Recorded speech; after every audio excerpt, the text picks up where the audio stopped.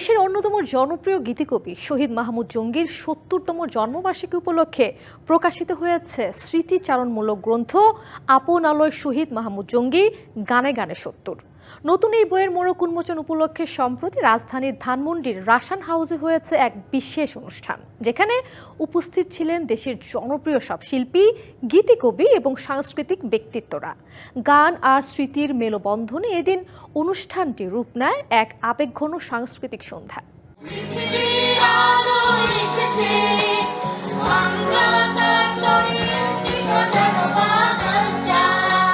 গানের সুরে ভেসে ওঠা অনুভূতির আড়ালে যিনি শব্দে নির্মাণ করেছেন নানা শ্রোতাপ্রিয় গান, তিনি শহীদ মাহমুদ জঙ্গী। ৮০ ও ৯০-এর দশকে ব্যান্ড সঙ্গীতে গীতিকার হিসেবে যার হাতের কলম হয়ে উঠেছিল এক প্রজন্মের কণ্ঠস্বর।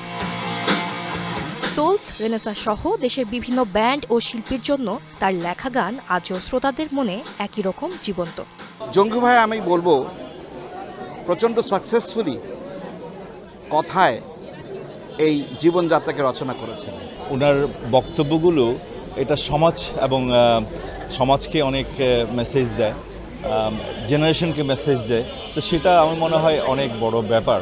সম্প্রতি গুণী এই মানুষের ৭০তম জন্মদিন উদযাপনকে কেন্দ্র করে রাজধানীর ধানমন্ডিতে আজব কারখানার আয়োজনে অনুষ্ঠিত হয়েছে আপন আলোয় শহীদ মাহমুদ জঙ্গী গানে গানে ৭০ শিরোনামে এক অনুষ্ঠান, যেখানে প্রিয় গীতিকবিকে শুভেচ্ছা জানাতে এসেছিলেন দেশের সঙ্গীতাঙ্গনের অনেক পরিচিত মুখ। নতুন এবং ফিরে আসা গ্রাহকদের জন্য নগদে চলছে ক্যাশব্যাক সহ প্রতিদিন হাজারো উপহার জেতার সুযোগ। হবে আশা আর ফেরা, সারপ্রাইজ সেরা।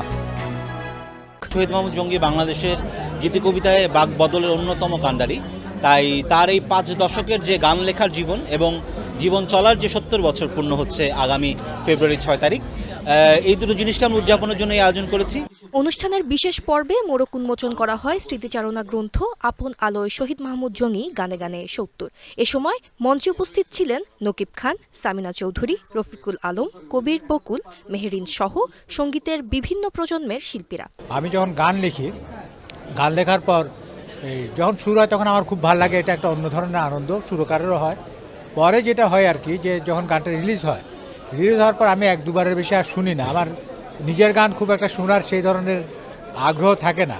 নতুন প্রজন্ম যেটা করতে পারে, যেটা আমি করি, যে আমি সবসময় বলি আধুনিক গান যখন গাইবে বা আধুনিক গান লিখবে বা আধুনিক গান সুর করবে, তখন যেন ওখানে আধুনিকতা থাকে।